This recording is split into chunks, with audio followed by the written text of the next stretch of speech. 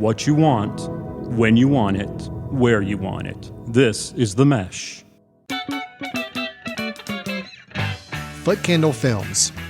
Film news and reviews from two guys who really like movies. This episode is brought to you by the Foot Candle Film Society. For a schedule of upcoming screenings and membership information, visit the Society's website at www.footcandle.org. Hello and welcome to Foot Candle Films here on the Mesh.tv podcast network. My name is Alan Jackson. As always is with me, Chris Fry. And Chris, how you doing? I'm doing well. I'm enjoying the summer so far. Yes, same nice. Same here. Had a little birthday weekend getaway out to the Tennessee mountains for the weekend, so had a good time with that. Did not see any movies during the trip, which is kind of odd for me to go on a 4-day trip, a 4-day vacation, and not see a single movie during my time. Did you see any Sasquatches? No Sasquatches, okay. Although I was a lot more aware of them after our review of the last film that we discussed. Lots of bears, though. Did see quite a bit of bears, but no Sasquatch. Sasquatches. Right. Sasquatch. I think we determined the verb, the plural of Sasquatch is Sasquatch. We're sticking with that. Yeah. All right. Anyway, today's episode has nothing to do with Sasquatch. Thank God, because I think we had enough of that last episode. Today's episode of Foot Candle Films, we will be discussing the film Hitman, the latest from Richard Linklater, director, and starring Glen Powell and Adria Arjona. And then we'll also be going into some news items that we have to share. I know nothing about these news items. Chris will be bringing them up to us. So I'm going to let him surprise me with whatever news items he wants to share. And we'll let Chris also do another patented Chris Fry recommendation of a film we think you ought to check out if you're so inclined. So, Chris, that is what we have on tap. That's what we're going to do. Are you ready to get into our review of Hitman? Let's do it. All right, here we go. The film is Hitman. No, I don't buy it. What? You're not a hitman. You can't be. I tried looking you up and nothing. It's like you don't even exist. I guess I'm just your fantasy. So what's the biggest difference between the real you and your occupation?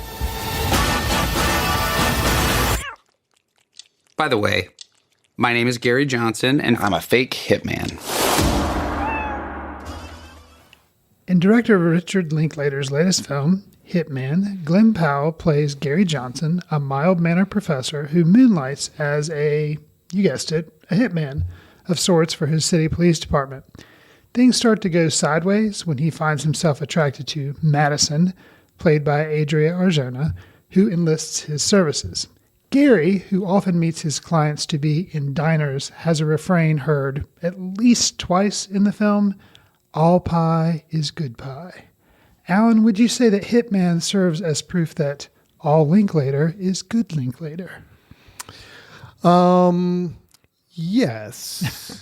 Yes. I'll say yes. I'm trying to think about this in terms of other Linklater films. Sure. And this is a very different film, I feel like, from a Richard Linklater standpoint. I mean, it's got obviously elements that I think you can associate with other films, but this one just felt a little different, but I did ultimately like it quite a bit. Actually, I did have a good time with this. I do have some fairly glaring issues with the film that I think kept it from being nice. Glaring issues. Kept it from being a great film. Okay. But I did like what it was doing. I liked where it was going. I liked, and I'm trying to do this without spoiling too much. I think overall there's an overall premise to this film that I thought was really interesting. Gotcha. And a premise that's kind of rolled out in the first few minutes of the film that plays with the title of the film, plays with the expectation of what you think this film is going to be about, and turns out it's kind of not. Kind of, sort of. Anyway, again, I feel like I'm dancing into spoilery territory, but I like this overall concept of this film. Well, what I didn't say in my setup, which is important to go ahead and say, this film, which they say at the very beginning, is based Yeah. on a true story. So Yes. this was somebody, Gary Johnson was a real person. Apparently, according to the credits, he has passed away now. But he was a real person who worked as a fake hitman. So he was not a real hitman, but he worked with the police department to basically get people who were trying to hire a real hitman and let the police know, hey, this guy's not good. You need to kind of watch after this person, and they would arrest them and stuff. So that's kind of the premise for this movie. And I guess Richard Linklater thought, hey, this is kind of an interesting idea. This is not the first time that he has taken something from reality and made a movie of it. We actually, I don't know if we discussed it or I just recommended it on a show a long time ago, but Bernie. I actually really liked. I think we reviewed it because I saw Okay. that. Okay, so I really liked that starred Jack Black. Somebody who's Bernie was probably the closest in kind of style and storytelling to this film of other Linklater films. Yeah. Right. So, and he used Jack Black in that film, which he'd had in a comedy, straight up comedy, Yeah. School of Rock. So I think kind of what I was alluding to with the setup and the fact it referenced a line in the movie, which I actually really did like, the all pie is good pie line. Richard Linklater's filmography does kind of go all over the place. And I kind of admire his way of filmmaking. Now, do I appreciate all of his films? Well, maybe not to the extent that I do, for example, this one. And the more I think about this film, the more I like it. And I think I like it because it's a hallmark of a Linklater film in that he's going to make the kind of film he wants to make. And, there's been a lot of hubbub that this film is a Netflix film. Yeah. It came out in theaters briefly and then went to Netflix. And a lot of people, critics specifically, were questioning like, of course, because they like Linklater, and they're like, it should have had a theatrical run much longer, like they could have made money. But I will say I can see why it's a little different, and I admire that it's a little different. Yeah, I wish it could have had a longer theatrical run, but I can see why film distributors and things were a little nervous about it because of where it kind of goes in the final third act. But ultimately, now that I've had time to sit with the film a little bit, I actually think it's kind of a hallmark of a Linklater film that it doesn't comfortably fit into one specific type it of doesn't. film. 'Cause And they- I admire him for that. I mean, they market it as comedy, Which it is. crime, or even a romance, which, yes, it is as well. So, I mean, there's a lot of elements thrown in here. There's a lot to work. I'm actually fine with this being a Netflix film because, I mean, I always want to see a movie in a movie theater, but Sure. if I'm going to have to see a movie direct to TV, direct to Netflix, this one actually works. I mean, it's not a visual film. It is not a film that I think has to be a spectacle on a big screen. I think this one works. It's definitely a more intimate film from a character level. Here's my thing with this, Chris. We got to start talking about Glenn Powell. We should. All right, because Co-wrote the film. co-produced the film. He has worked with Linklater in smaller pieces and other films. I think he was in Everybody Wants Some. He was. I think he actually even had a small part getting started in Fast Food Nation many, many years ago. Oh, wow. And he played a voice He or must a have character. been a baby. And then the film that was the one about the hip Linklater growing up and the whole space program. Apollo 10.5. Yeah. He was a character voice in that film as well. Glenn Powell's been interesting. I mean, I've seen him in things. I think he's charismatic. I think he's definitely got the leading man status. But I was really impressed with him in this film. I thought he was really good. What did you think? I mean, he surprised me because when I heard he was going to be doing like costumes and characters and kind of all this, I'm like, oh boy, this is not going to be, I don't think this is going to be good.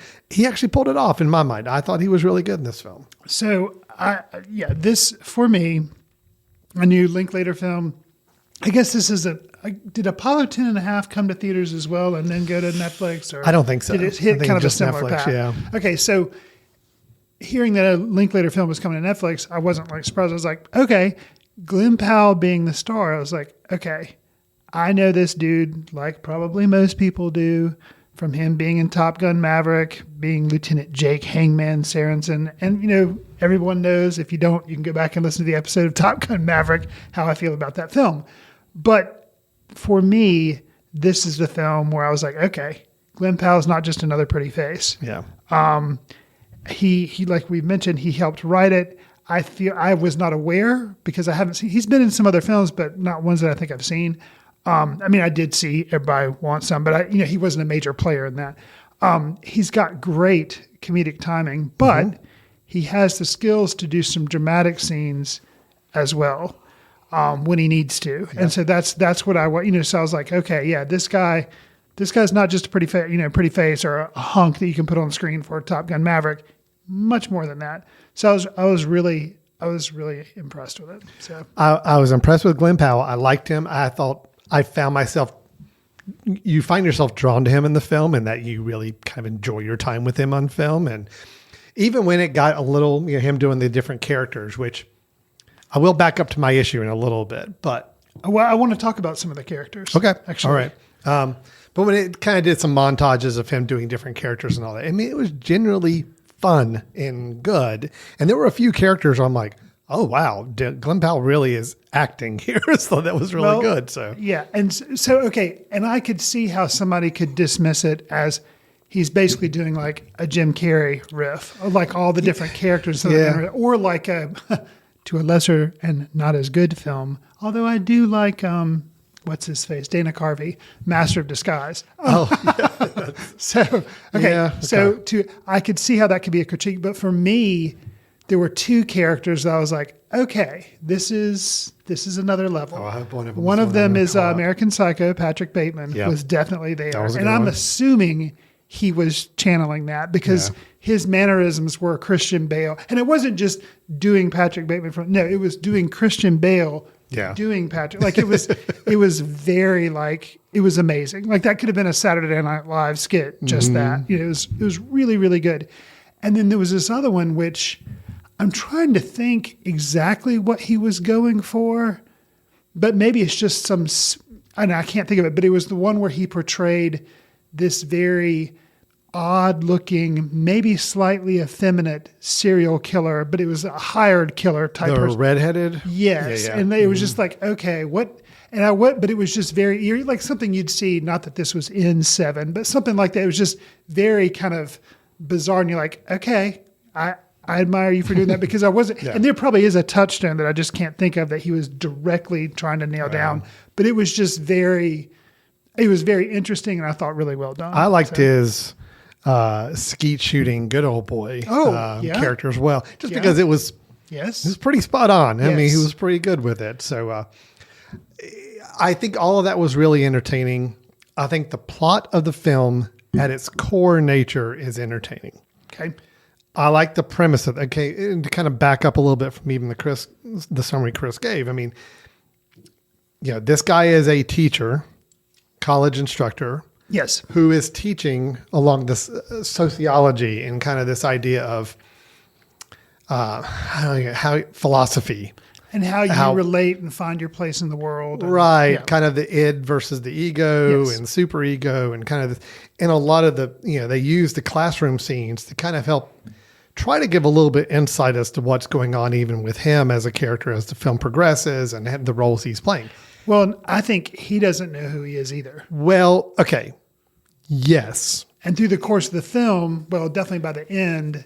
That's my only hang up, Chris, with the film. And the only thing I think kept this from being a great film. Okay. First off, we have to go with I felt like set up very, very contrived, very convenient setup to begin with. I mean, within the first 5 minutes, it's like, hey, somebody's not available. We need you to do this. Go do this. And it's like, oh my God, like that's really just what they just did to set this whole film in motion. Now, maybe that really did happen in real life. Maybe it really was that ridiculously convenient and kind of haphazard. It does, but unfortunately what the film did for me at that point is it made me never really quite get a feel for this guy. And you could argue that maybe the film doesn't want you to really know who this guy is. I feel like something to that. I feel like it hurts a little bit in that it doesn't make the progression as interesting as it could have been if we had a better sense for who this guy really was. Because they paint a really, really kind of almost caricaturish picture of this guy at the beginning, he's eating breakfast alone with his cats. He's very, very meekish. Hidden ego. Yeah. And then it's like, His cat's names, yeah. and then it's almost like, well, they push him down a path and the progression happens really, really quick with him. And it just gave me a real sense of disconnect from him, which I feel like kind of impaired my enjoyability of the film just a little bit. I still enjoyed the overall story. I still enjoyed everything. I still enjoyed the performances. I still enjoyed everything I was seeing, but it kept me at a distance the whole time because I just don't feel like they ever quite grabbed how to get the audience to connect with this character, to really know like if he really is evolving, if he's what is going on in his head as he's learning about these other characters he's now inhabiting, other than what we hear him say in front of the lecture in the school. I feel like the lectures are almost like more of okay, well, we got to drop some character development in here, so let's do it through just having him talk in front of the class, which I thought was a little bit of a cop out to that. I don't fault the performances for that, and overall, I still really, really like this film. I'm just saying that's an element of it I felt like just kept me at a distance to some degree.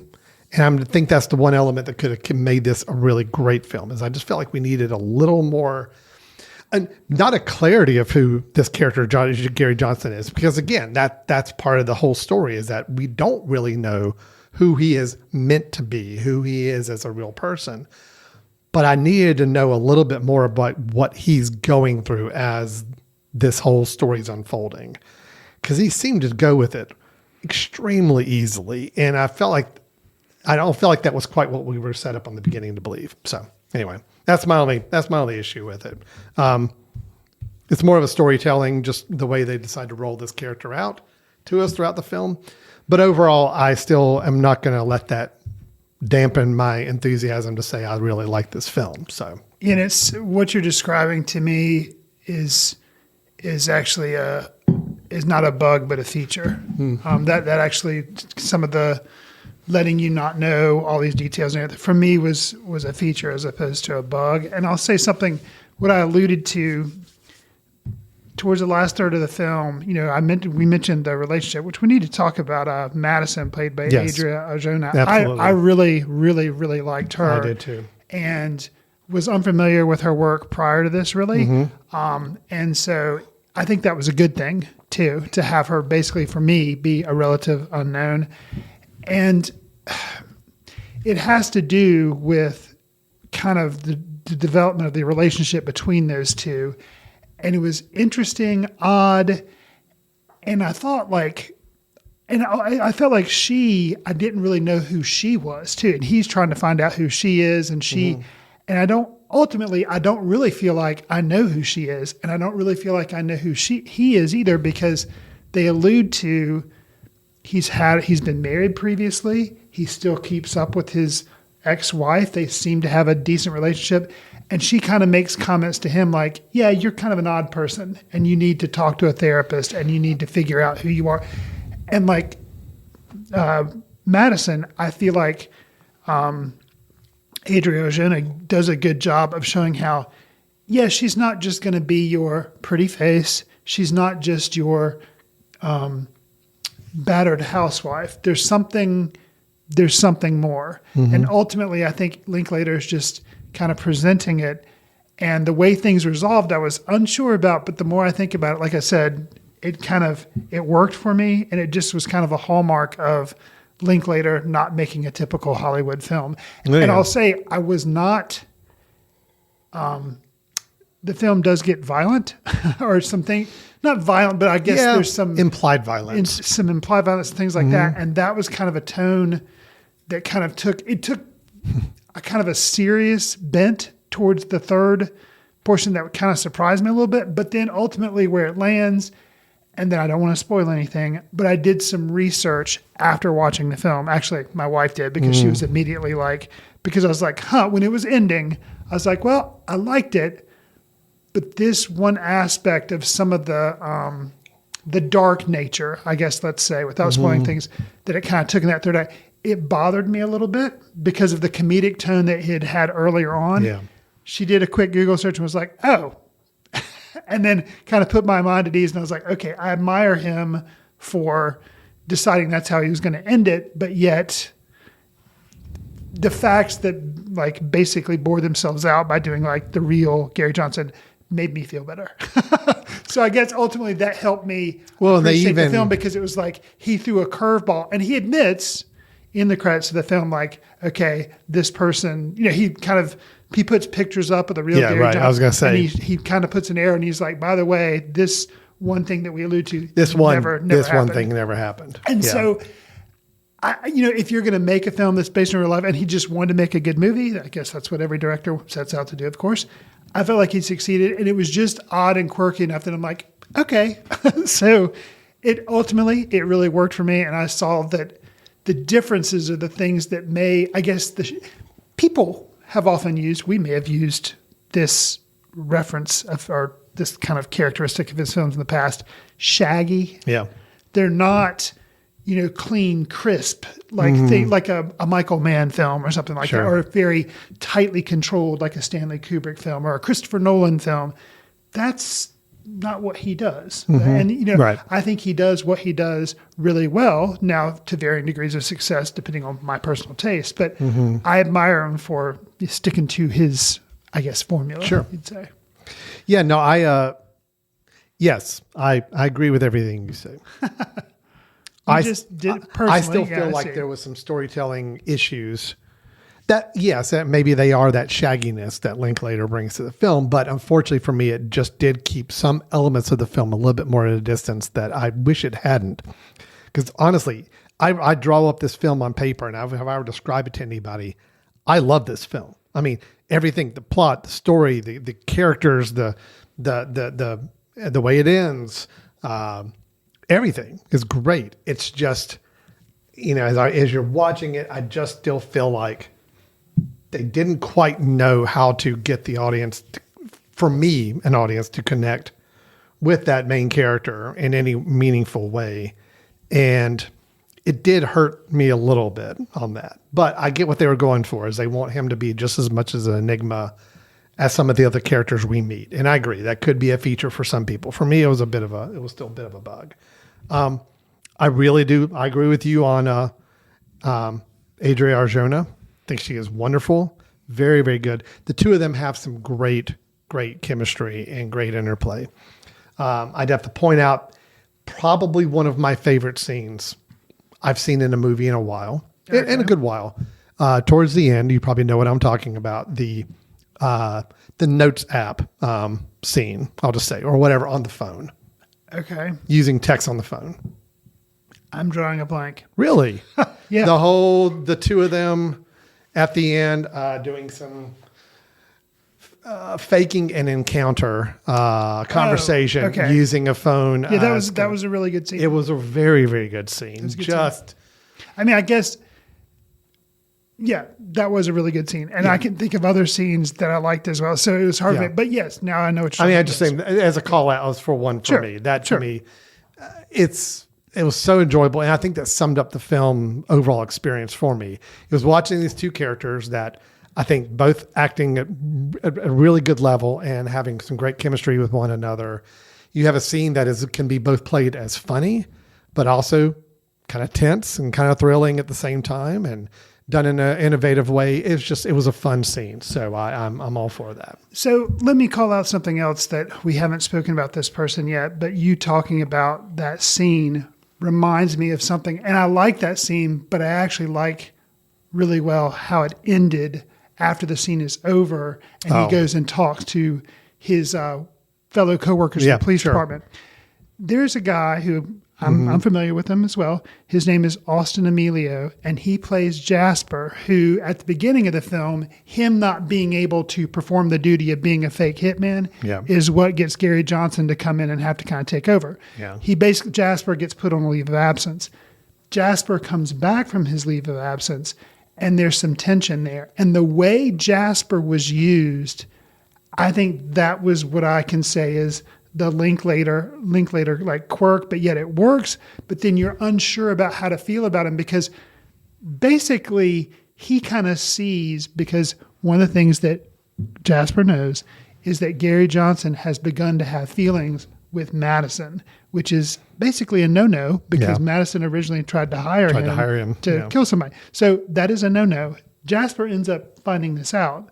And then after that encounter with, like you're talking about, the messaging app, Jasper's like, oh, and then like the way his characters continue to be used, I feel like is pretty clever from a screenwriting standpoint. Yeah, no, I agree too. No, I liked And that this actor, character. I thought he did a good job of Oh, being he's very good. good. Yeah, He's creepy, but yeah. he was kind of a mainstay in the Walking Dead Okay. series Gotcha. for many years, and no, he was really good. I liked his character as I like the fact that they kept him on a leash where you never quite knew where his intentions were. You And never quite knew what he was actually aware of or knowing until Right. key times, and I think that there- played really and well. Like the way it was used with his relationship with Gary Johnson, obviously Glenn Powell, you're going to like him. He's a likable guy, a likable actor. His Gary Johnson, even though, like you're saying, there's some things you don't know about him, obviously you're supposed to feel one way about him. And Jasper, you're supposed to feel like, okay, this is Mr. Evil, Mr. Bad Guy. Yet, some of the stuff he's saying, it's like, well, it's kind of fair because he's basically saying, you're not supposed to be doing this. So Yeah, it's like right. him calling him on the carpet. You're like, oh man, but then you're like, well, Jasper's kind of right. You Yeah. know?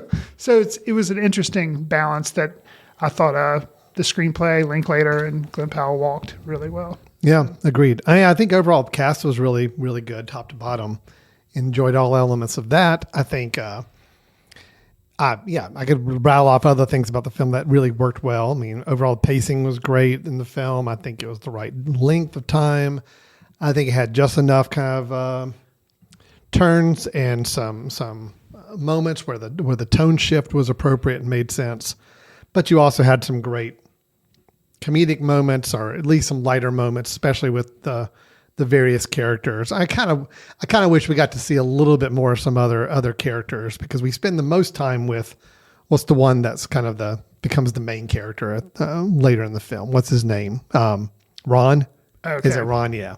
Ron becomes kind of a character we spend the most time on, one of the personas that is adopted. Oh, right. And it's kind of mentioned in passing about Because that's the why persona that he met. he Madison meets Madison with. Yeah. with, yeah. And it's mentioned at one point, and kind of in passing, which is a little bit of the storytelling issue I was talking about, why he's choosing these different characters to go and interact with these people that he's meeting with as, quote, potential Oh, clients. it's all from his sociology background. It is. And again, I think there's a little bit of implication on that, a little bit of like passing mention of that, but that's the stuff I found interesting. And I felt like the film could have done more, like I was commenting on about his character in general. I think you really could have leaned in a little bit more on this whole fact that he is a sociology professor. He is teaching students about this idea of the real persona. What is he himself going through, realizing that now he likes himself better as these other personas, or as one of these in particular? What is it doing for him in general as a person? I think there's some opportunities that might have gotten, in my opinion, a little missed, that could have elevated this film even more so. But as it is, it's a good, entertaining film that does what it needs to do and gives a great showcase performance for a couple lead actors. So had a good time with it. Well, good. Sounds like I may have liked it a little more than you, but A little bit. I mean, again, I'm But not trying to damper my enjoyment. Every film I see, there's opportunities where something could have been better. no, sure. So it's not a matter that makes the film bad at all. It's Except for just Citizen Kane, which is perfect. It's just perfect. I mean, even Citizen Kane, if you really put my feet to the fire, I could point out a couple things. I'm like, I kind of wish it would have been this or done a little better. But again, that doesn't make a film not a great film or a good film. This is a good film, and I had a really good time with it, and definitely am recommending it to others. It didn't turn you off of reviewing movies like Sasquatch Sunset. No.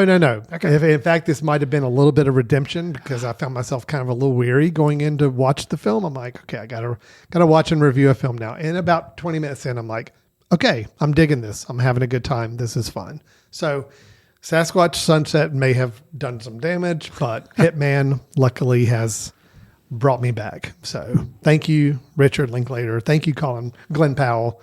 Thank you, Adria Arjona. Good stuff.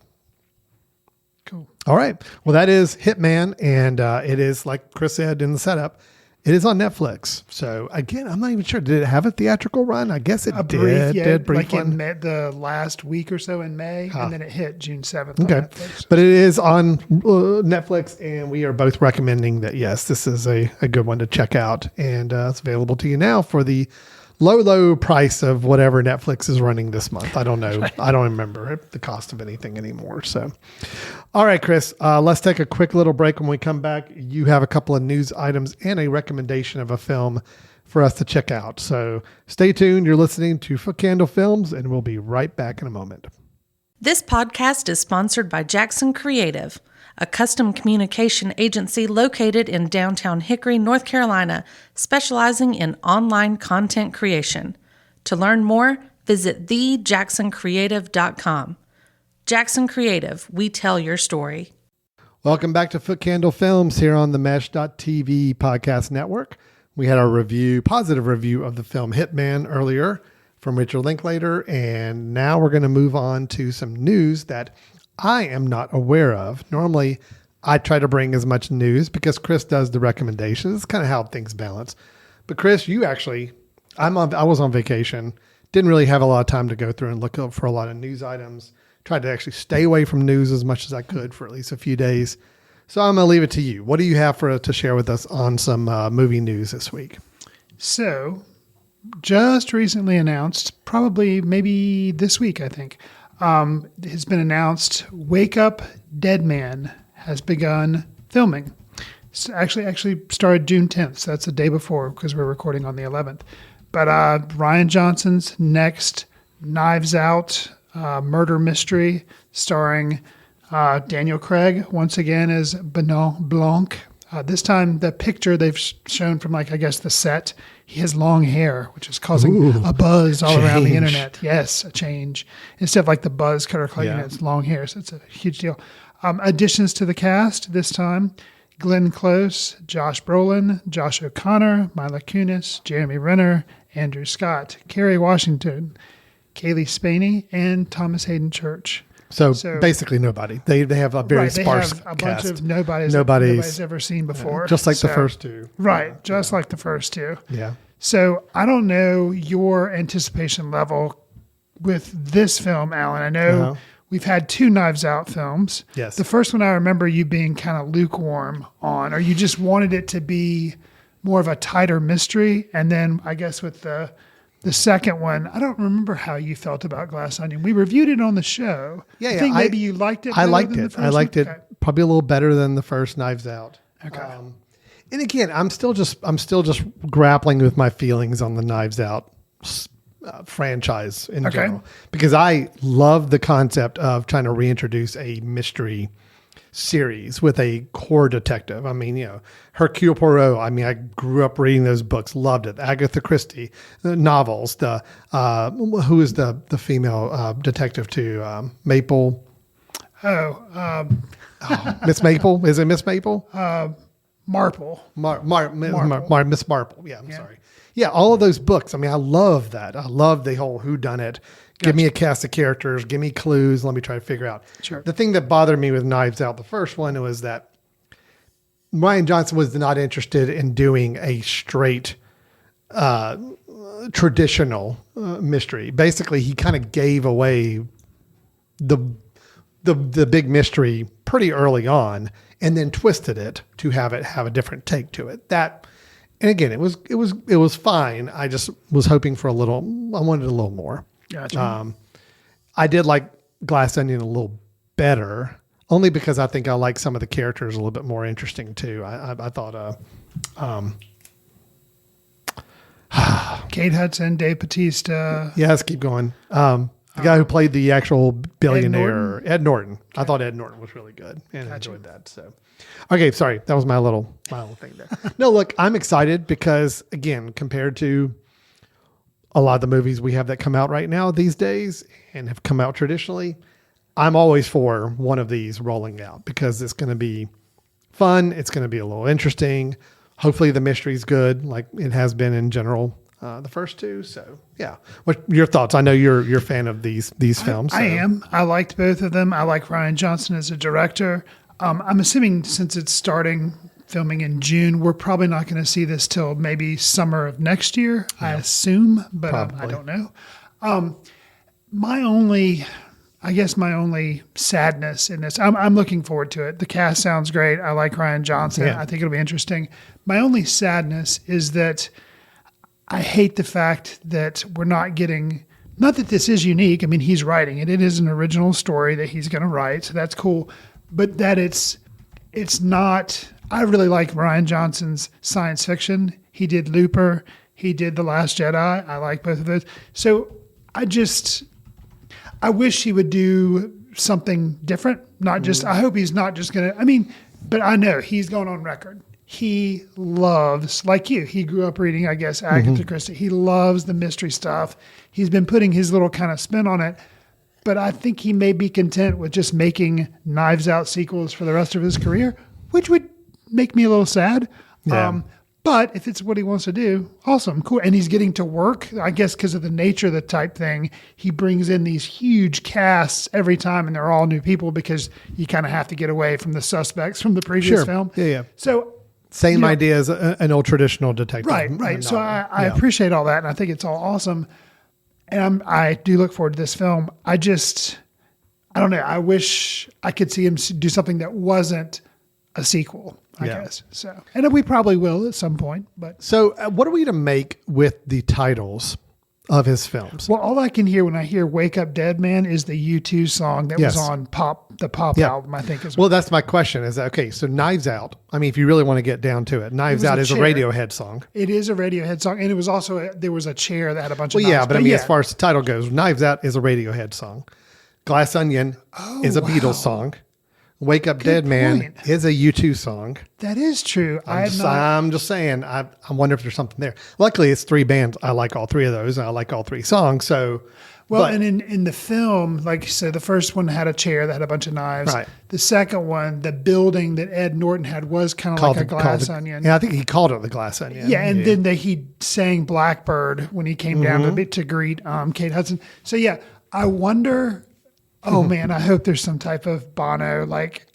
I don't know. I mean, I weird just thing. That is, see, I didn't even put that together, but with the title "Wake Up Dead Man," that is very interesting. And a lot of people, I mean, it's a murder. We assume we know it's going to be a mystery. Yeah. I assume it's going to be a murder. "Wake Up Dead Man," kind of funny. Yeah. But yeah, I hope it is a reference. I hadn't even put. I mean, I had joked about it, but maybe it is like a reference to that song. That's funny. I hope Yeah, it is. I don't know. It's just as soon as I heard the title, I'm like, okay, yeah, we've got. Yeah. You're hitting Radiohead, Beatles, and U2. So basically, my personal playlist. You're basically playing and making titles off Wow. of movies for. I'm like, there's got to be something else to it. I'm sure I there's hope so. got to be something to it. Yeah, and we'll definitely see. Okay, so so we don't know a date yet on this. No, I mean they just started filming. So it'll be June 10th, 2025. I think sometime. so. Yeah. Okay, good deal. What have you got for us as a second item? So next up, we're going to watch, and you will listen to a little bit of a trailer. It's Piece by Piece. It is a Pharrell Williams biopic. And you say, Chris, I don't imagine you as being somebody interested in Pharrell Williams, which I am aware of some of his music, but a biopic by him. I'm like, you know what, listener? You're right. A Pharrell Williams biopic, that wouldn't really pique my interest. So why did I bring it? Well, Yes, Chris. Why did you bring it? it is being done in the milieu of a Lego movie. So it is a Lego Pharrell Williams biopic. They've put out a trailer. I have not seen it yet. Oh, So okay. I'll watch it for the first time with you, Alan, and then we'll comment on it. Great. Well, here we go. Let's play the trailer for Piece by Piece, the Pharrell Williams Lego story. Quiet on the set. Hey, Pharrell. Hey, how you doing, man? You know what'd be cool is if we told my story with Lego pieces. Seriously? Yes. Lego. Just be open. It might seem crazy what I'm about to say. When I was a kid, I knew I was different. And people would say, oh, that's an odd child. And that crushed my spirit. But I loved music. It was mesmerizing to me. I would see beautiful hues of light cascading. I just thought that's what all black kids did, stared into the speaker like, whoa. All right, Chris, that was the trailer for Piece by Piece, the Pharrell Williams story told in Lego form. Your thoughts after seeing it for the first time? And let's not, I think it was pretty, I wasn't aware of this till I watched the trailer. Directed by Morgan Neville. Yeah. 20 Feet from Stardom guy. Yes. So, okay. It was directed by him. I thought it was narrated. Was it directed? Okay. Yes. All right, cool. I believe so. Awesome. I mean, you can do a quick little Google search there to make sure, but I think it said directed by. Oh, yeah, you're right. Directed by. My bad. Sorry.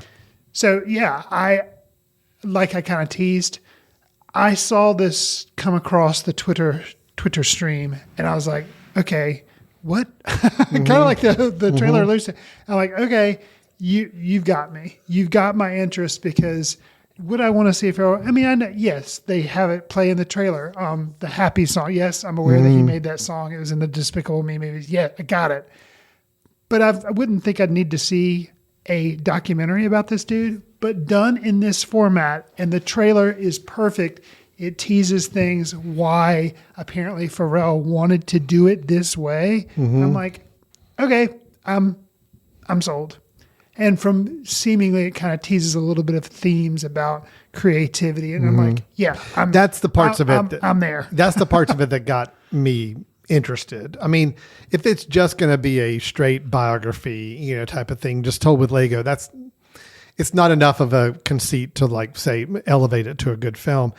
I think the fact that it seems to have a much broader message in there, at least again from the trailer. Sure. I mean, we're telling it from a 2.5 minute piece of the film. Sure. Seems to be playing up a much more of the art of creativity and kind of the individualness of art. And, what makes, I like the fact that it's kind of owning up, saying he's different. He's kind of grew up being seen as different. And how does that translate to his career?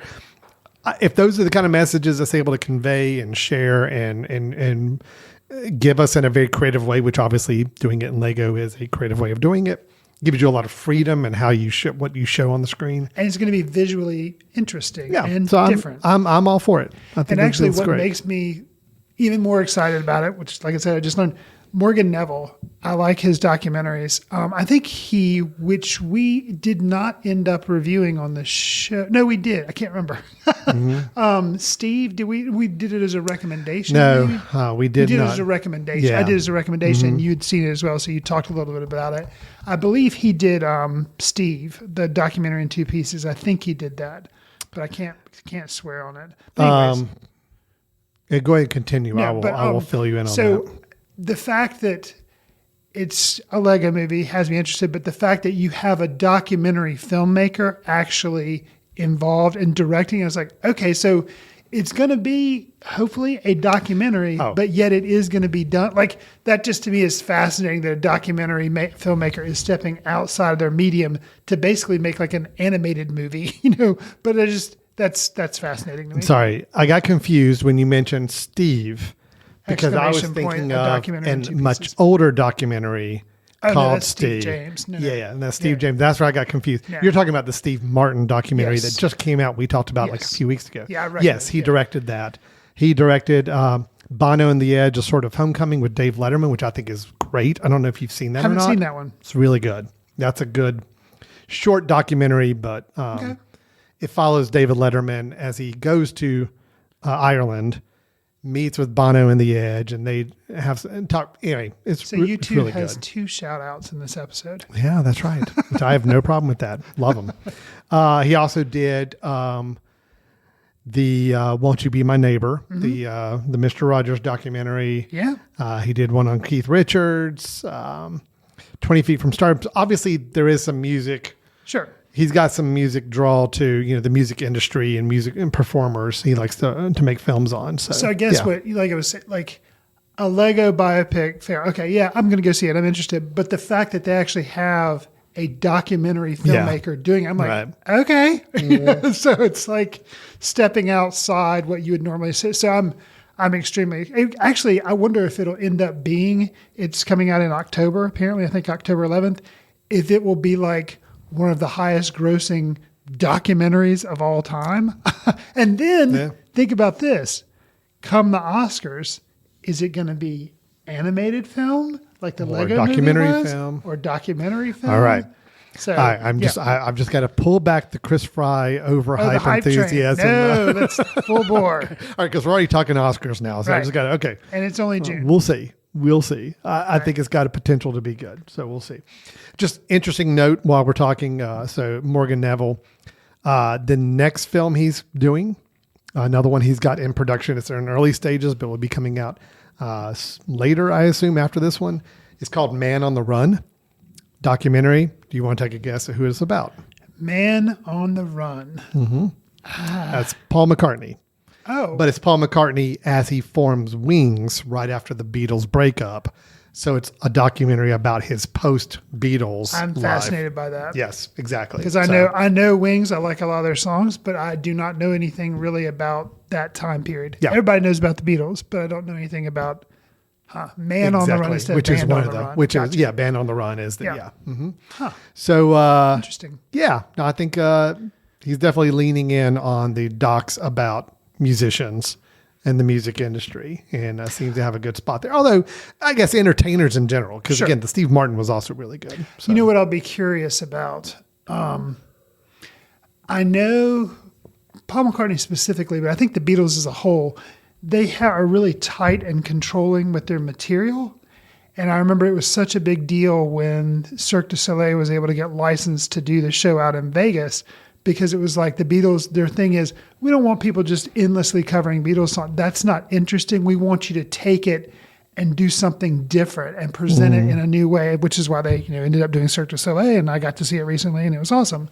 So I'm wondering if Paul McCartney is challenging Morgan Neville to kind of say, like, yeah, don't just tell about Paul McCartney and Wing. That's boring. Like, people can find out, what are you going to do that's going to make this interesting? I wonder if, and Morgan Neville, because I came off a Lego thing, will be like, hey, I got an idea. So I'm extremely curious about that as well. That's awesome. Yeah. The storyline, me just looking at a little bit more about this Man on the Run. Yeah, it is all about life after the break of the Beatles and how the love he shared with Linda McCartney became his bedrock and influenced a journey that would lead to the formation of Wings and a second decade's musical catalog of timeless classics. So yeah, It's like, let's focus in on this time period and see the one that not as many people talk about, it doesn't get quite the attention. Right. Okay. Yeah, no, I'm interested. I'm interested in all of it. Bring it all on. I want to see it all. Sounds All great. of it. Yeah. Cool. Okay, so that was our news items. Chris, thank you for sharing those with us. And I'm going to kick it right back over to you again, because we have our world famous, known around the world, Chris Fry film recommendations for you. Chris, we get phone calls and emails constantly throughout the week.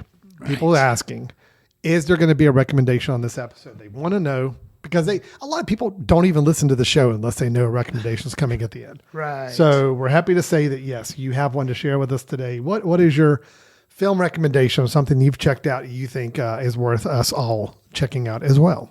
So this film, I'll kind of build it up a little bit, but not too much. This film came out in 2008 when we were just starting our film society. So it was before we started this podcast, which we started in 2011. Wow, we've been doing this for quite some time. That's 13 years. So I revisited this film because my wife, for, let's see, I guess it was my birthday, maybe? No, I think maybe it was, I don't know, Valentine's, Christmas, something like that, some recent holiday.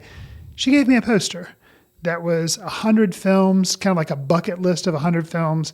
And when you watch it, you scratch off the little, it's like a scratch off poster. So you scratch off like a little image, and they custom did all these little images for all these different movies. So I've caught up with or rewatched Pulp Fiction for this list. I watched The Green Mile for the first time. I'd never seen it.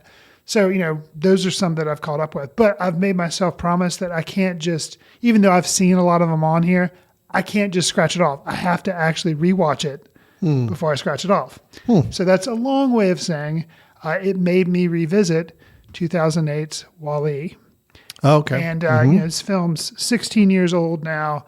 I feel like I kind of forget, when you think Pixar, of course, most people think of Toy Story. That's the one you think of. And then I guess you also think of your favorites, things that have had sequels, like Finding Nemo, and then they made Finding Dory. Yeah. But things like, or The Incredibles, and then they made, so I feel like WALL-E kind of got lost or kind of gets lost a little bit. It was really popular when it came out. So I'm Sure, not saying yeah. it didn't get any love when it came out. But revisiting it, what I remember of the film is really liking the time on Earth that he spends like doing trash compacting. And then once it moves forward to the other thing about being up in space and finding the humans and stuff, it was still good, but I guess I felt like maybe it lost a little something. Well, on this revisit, I don't feel that way. And I think one of the reasons I appreciate it is it doesn't, I guess there can be some preachiness, I guess, associated with WALL-E, but considering where we are now in 2024 and how some things have or have not changed, I think it's a good thing that to be reminded like, hey, yeah, maybe it's a good thing to pick trash up. Hey, maybe it's a good thing to recycle. Maybe it's a good thing to do what you did recently for your birthday kind of vacation thing where you went to the mountains and just said, you know what? I'm not going to look at any screens. I'm not going to watch any movies. I'm just going to get outside. Because one of the shortfall of these people is they kind of get sucked into looking. And that was the thing. Back in 2008, they showed these humans up in space and all they do is float around in chairs and watch screens all day. And like, this was 2008 when he was making this statement. Here we are in 2024. And yeah, I admit, I look at my phone an awful lot. Yeah. So it's just kind of good to be reminded of stuff like that. So you can watch this WALL-E, obviously widely available. If you happen to subscribe to Disney Plus, you can watch it on there. But yeah, WALL-E, I think if you've seen it and you haven't seen it since then, you might want to revisit. And it's all too, a lot of times I recommend films that can be kind of dark or brooding and don't often get to recommend children's films. So WALL-E, check it out. Andrew Stanton, which, some people may groan, I've liked them. They are making a Toy Story 5, and he's slated as being the director. So I am a little leery of it, but I liked 4. So we'll see what he does with 4. I still feel like Toy Story, they've made it work. They've made the whole franchise work, and I think we just go ahead and agree. There's not going to be a final Toy Story movie. There just won't be. No, even if they say this is it, this is the last one. No, it's not. You said that with 3, and then you said that with 4, and it's not going to happen. WALL-E, it is kind of surprising. Well, I guess not really that they didn't make a sequel to that. It was, and I'm glad. Yeah, I was going to say no. I'm happy. I hope they don't because I think it had such a singular message, singular story to share. I think with that, any efforts to do a sequel or to follow up on it would just be pure commercialism. Just hey, WALL-E was really famous, so let's do another one of those. But you're right. It has kind of fallen out of the conversation of people when they reminisce on Pixar films because it doesn't have the sequels, doesn't have the other ones coming up. Right. The only thing I hear about it when people talk about it is referring to the state of society that WALL-E was kind of predicting about how we're kind of getting closer every year. So it still has that cultural impact, I think, right now for sure. But as a piece of entertainment, a piece of film, it has gotten a little overlooked. So and striking. Not that I didn't notice it the first time, because I did, but there's also a real love of movies and cinema because WALL-E at the beginning, he's dancing to I guess it's Hello Dolly. Hello Dolly. Yep. Okay, so he's doing that. The mere fact that Sigourney Weaver plays a voice of a computer on the ship, which is very interesting because it has similar motives to the computer android voice or android that was in Alien. So there's some clever, as always with Pixar stuff, there's referential stuff, but there's plenty of it here too. So that's going to be my recommendation. All right, well, that is WALL-E, available on the Disney Plus app, or you can rent it through other media services as well. So, all right, Chris. Well, I think that is all we've got on tap for today. So we had our review of Richard Linklater's Hitman, which we were both positive on, giving strong recommendations for.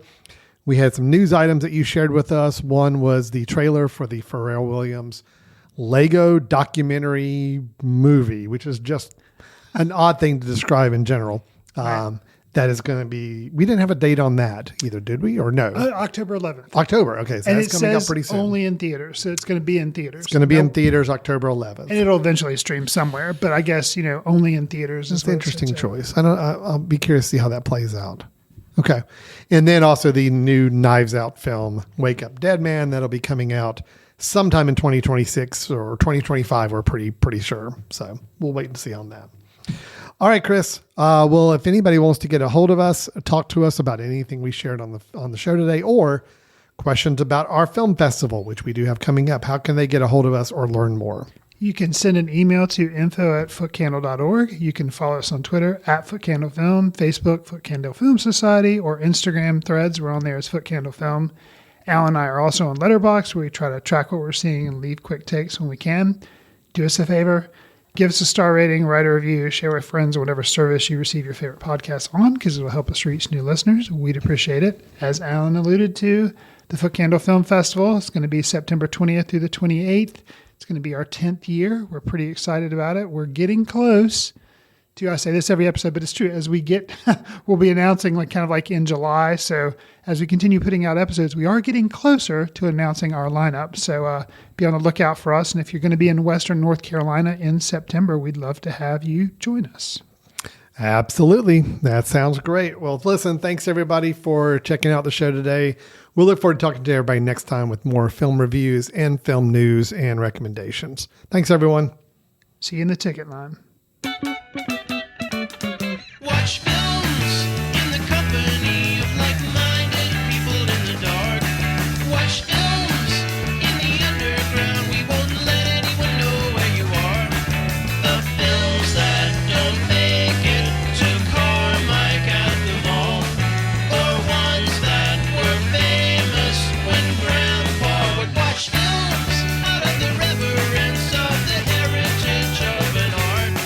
Watch films through the courtesy of Footcandle Film Society. Special thanks to Carpal Tuller for the show theme music.